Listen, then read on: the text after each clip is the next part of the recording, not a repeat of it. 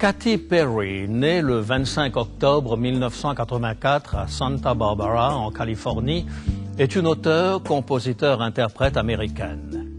Elle est particulièrement connue pour 3 de ses singles, You're So Gay, I Kissed a Girl et Hot and Cold. Elle connaît le succès puisque son dernier single a atteint la première place dans le Worldwide Charts.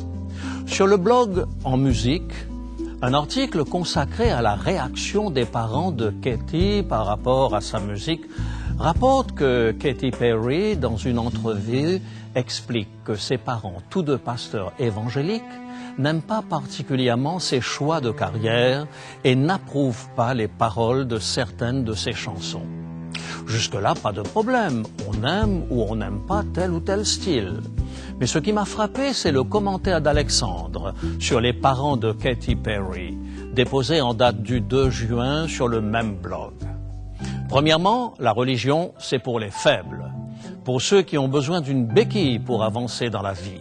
Et ces personnes, au lieu de se tourner vers une morale basée sur la logique, se basent plutôt sur un vieux livre poussiéreux écrit il y a environ 2000 ans. Comment voulez-vous que la religion soit actuelle? De même, comment voulez-vous que les pratiquants, qui fondent leurs pensées uniquement en rapport avec ce qu'ils disent dans ce vieux livre, soient actuels? C'est clair, net et sans bavure. Pourtant, à y regarder de plus près, ça ne l'est peut-être pas autant qu'on pourrait le croire.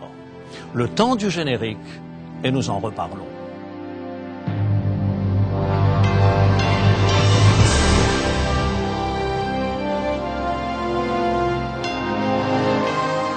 Elle a résisté à l'épreuve du temps.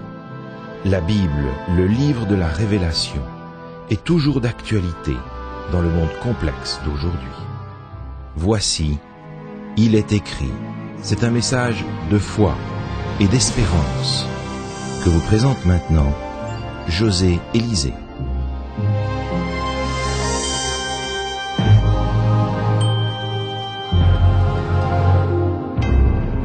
J'aurais aimé poser une seule question à Alexandre.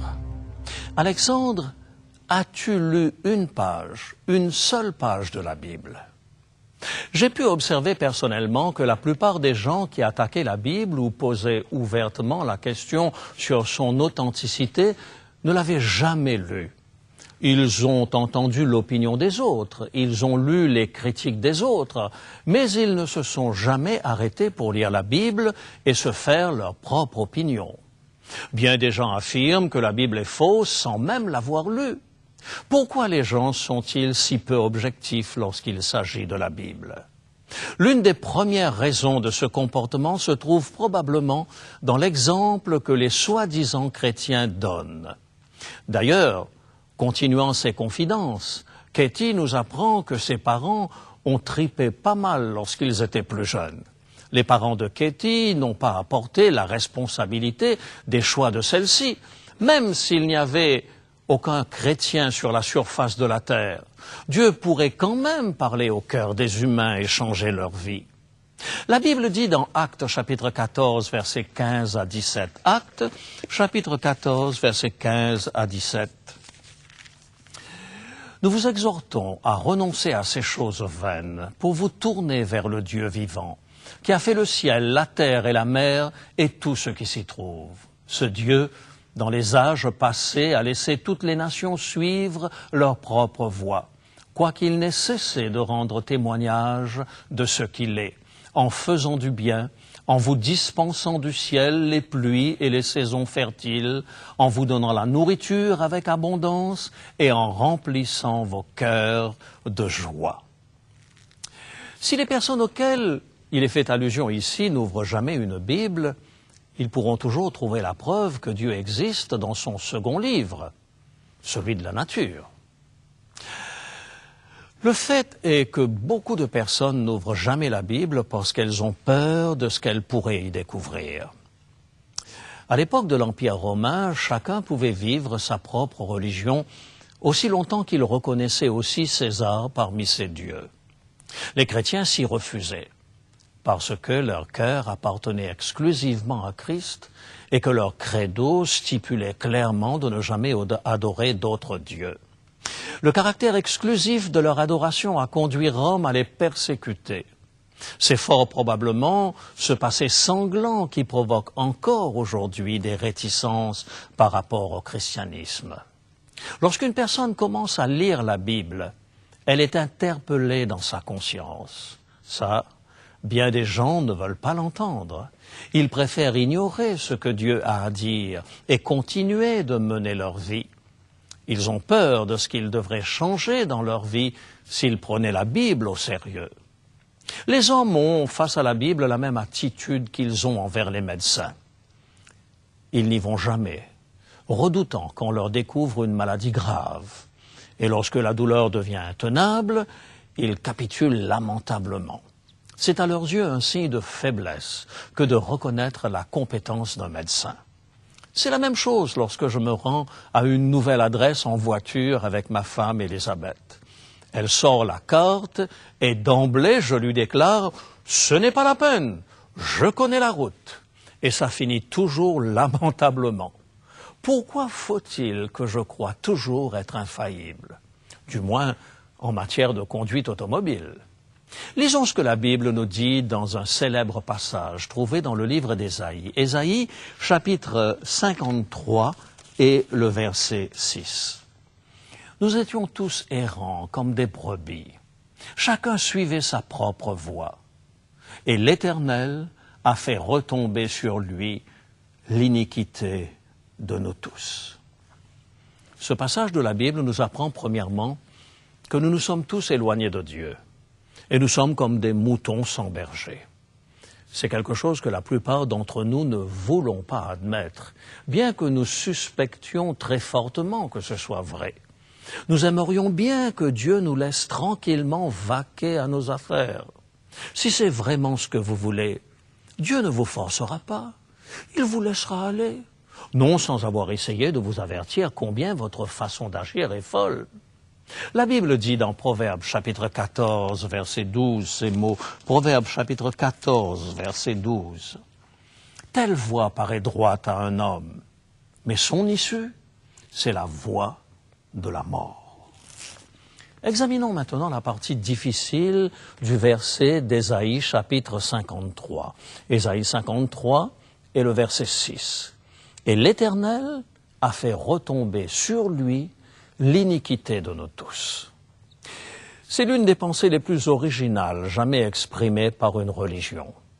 Parce que vous ne pouvez vous sauver vous-même, parce que votre cœur et votre esprit sont si entachés d'orgueil et de péché, Dieu a envoyé son Fils prendre votre place.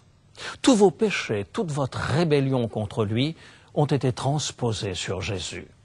Votre dossier est vide par la foi en sa grâce. C'est un message que les forces des ténèbres ne veulent pas entendre. Qui peut se tenir au pied de la croix et soutenir que Dieu n'est pas amour? Qui peut se tenir à l'ombre du calvaire et affirmer que Dieu est un dictateur arbitraire? La croix du Christ ôte à Satan tout argument contre Dieu. Et c'est cette croix qu'il essaye de haïr quand il veut convaincre les gens qu'ils n'ont pas besoin du message de la Bible. Écoutons le merveilleux passage contenu dans le dernier livre de la Bible, l'Apocalypse. Apocalypse, chapitre 12, versets 10 à 12. « Et j'entendis du ciel une voix forte qui disait, « Maintenant le salut est arrivé, et la puissance, et le règne de notre Dieu, et l'autorité de son Christ. Car il a été précipité, l'accusateur de nos frères, celui qui les accusait devant Dieu jour et nuit. Ils l'ont vaincu à cause du sang de l'agneau et à cause de la parole de leur témoignage. Et ils n'ont pas aimé leur vie jusqu'à craindre la mort. C'est pourquoi, réjouissez-vous, cieux, et vous qui habitez dans les cieux. Malheur à la terre et à la mer, car le diable est descendu vers vous, animé d'une grande colère, sachant qu'il a peu de temps. » Bien des gens haïssent la Bible parce qu'elle met en évidence nos imperfections et montre que nous avons désespérément besoin d'aide. si Alexandre était réellement certain que la Bible n'est rien d'autre qu'un conte de fées, pourquoi s'irriterait-il? Vous pétez les plombs quand vous lisez Cendrillon? Mais si vous aviez le moindrement l'impression que c'est la vérité, alors votre cœur pécheur commencerait à vous tourmenter tel un patient effrayé par le diagnostic de son médecin. Il y a aussi parmi ceux qui ne l'ont jamais ouverte les commentateurs de la Bible qui affirment sentencieusement que la Bible est une propagande écrite pour défendre une certaine vision du monde. Si la Bible est une propagande religieuse, c'est loin d'en être une positive, parce que la Bible passe plus de temps à parler des faiblesses du peuple de Dieu que de ses victoires. Jacob, le père de la nation d'Israël, s'avère être un menteur et un traître. Noé, le seul père de famille rescapé du déluge, se révèle être un soulard. Abraham, l'homme dont le monde monothéiste se réclame, a menti au roi d'Égypte et trahi sa femme. David, de qui la Bible dit qu'il était un homme selon le cœur de Dieu, a pris la femme d'un autre en l'envoyant à la mort. Et que dire des disciples triés sur le volet par Jésus pour fonder son Église? Une bande de faussards et de lâches et des égoïstes. Si la Bible est une œuvre de propagande, vous devez lui attribuer un énorme F, parce qu'elle ne rapporte que les fautes et les échecs des hommes de Dieu. Lorsque vous arrivez à la crucifixion, vous atteignez le comble de l'incompétence dans la littérature de fiction. Pourquoi une œuvre de propagande mettrait le Messie sur une croix plutôt que sur un trône? La Bible est loin d'être un livre de propagande pour le judaïsme ou pour l'Église chrétienne, parce que son message va à l'encontre de tout ce que l'imagination humaine produit. Et c'est probablement la raison pour laquelle beaucoup de gens préfèrent fermer la Bible avant de la lire. Contrairement aux allégations des détracteurs de la Bible, les apparentes contradictions de la Bible viennent au contraire confirmer son authenticité. Il n'y a pas eu collusion entre les 4 évangélistes. Blunt a écrit un livre intitulé « Undesigned Scriptural Coincidences ». Dans ce livre, il souligne que les détails recueillis ici et là dans les pages historiques de la Bible confirment de manière éclatante qu'il ne s'agit pas de l'œuvre d'un faussaire. L'exemple le plus frappant à ses yeux est l'histoire de David et de Bathsheba. Absalom, le propre fils de David, tente d'usurper le trône de son père. À la tête d'une armée rebelle, il met en péril la royauté. Le texte précise qu'Absalom recrute un certain Achitophel. Pourtant, Achitophel était l'un des hommes de confiance de David et un ami personnel du roi David. Comment Absalom a-t-il convaincu un bon ami de David à se joindre à lui? La Bible ne donne pas de détails sur ce revirement d'Achitophel, mais Blunt a relevé une succession de détails dans plusieurs passages de la Bible qui expliquent toute la trame. Ces détails, on les retrouve dans des faits mentionnés par d'autres parties de la Bible sans rapport avec la révolte d'Absalom. En additionnant ces détails, nous arrivons à une vision d'ensemble remarquable.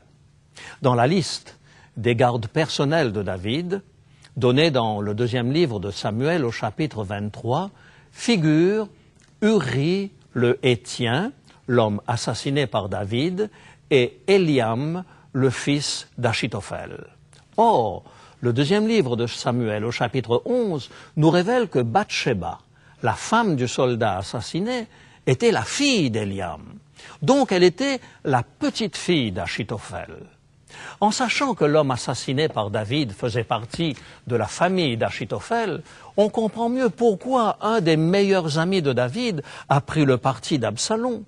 Achitophel se vengeait simplement de l'outrage infligé par David à sa famille. D'où la proposition d'Achitophel à Absalom de coucher avec les concubines de son père aux yeux de tout Israël.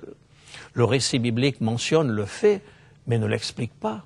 Les liens de famille d'Achitophel et d'Uri révèlent les raisons sous-jacentes. Un faussaire aurait établi clairement le lien, mais la Bible n'a pas été rédigée par des faussaires. Lorsque je lis la Bible, j'ai du mal à imaginer que ce livre a été écrit sur un espace de temps de près de 1500 ans. Prenez un livre quelconque dont la rédaction s'est faite sur une période de plus de 50 ans, et vous relèverez de multiples contradictions entre les premières et les dernières pages. Le projet de la Bible est homogène de la première à la dernière page. Le message est le même depuis la Genèse jusqu'à l'Apocalypse. Depuis des siècles, les critiques ont passé à la loupe chaque page de la Bible. Et jusqu'à ce jour, ils ne sont pas parvenus à détruire la foi chrétienne. Le vrai problème ne réside pas dans l'imperfection de la Bible, mais dans celle du cœur humain. La Bible nous révèle que nous avons effectivement un problème avec le péché, et qu'une paire de béquilles, fût-elle vieille de plusieurs millénaires, ne sera pas suffisante pour nous sortir d'affaire. La Bible nous propose une solution bien meilleure que des béquilles. Deuxième épître aux Corinthiens, chapitre 5 et le verset 17. 2 Corinthiens, chapitre 5 et le verset 17. Si quelqu'un est en Christ, il est une nouvelle créature. Les choses anciennes sont passées, voici toutes choses sont devenues nouvelles. Alexandre avait probablement raison de penser que les gens ont besoin de béquilles. Le seul problème dans son affirmation, c'est de croire que la Bible ne soit pas le type de béquille dont les gens ont besoin aujourd'hui. C'est en fait la différence essentielle entre ceux qui trouvent l'espoir dans la Bible et ceux qui sentent monter en eux la révolte à la seule évocation de ce livre. Reconnaître que nous sommes de simples êtres humains pécheurs, que nous avons un problème et que nous avons tous désespérément besoin de l'aide de Dieu est certainement le pas le plus difficile à réaliser. C'est votre chemin de Damas, c'est le combat contre votre moi, c'est l'aiguillon qui titille votre conscience. Si vous trouvez que la Bible est insultante, pouvez-vous définir exactement ce qui vous offense dans la Bible ? Avez-vous réellement lu ce que la Bible dit ou êtes-vous en train de vous contenter de ce que quelqu'un d'autre en a dit? La Bible, une béquille pour les faibles, est-ce vraiment le fruit de votre réflexion personnelle? Pourquoi ne pas accepter l'offre gratuite que je vous fais aujourd'hui? Je vous propose un exemplaire de la Bible que vous pourrez lire par vous-même, à votre rythme. Ne passez pas à côté de la possibilité d'être captivé par ce que Dieu a à vous dire. Notre Père, qui es aux cieux, merci pour la Bible, ta révélation à tous les hommes de bonne volonté. Nous avons besoin de ton aide. Nous te demandons que tu puisses ouvrir nos yeux afin que nous comprenions clairement ton message et que nous soyons trouvés prêts également pour le retour de Jésus. Nous te le demandons en son merveilleux nom. Amen.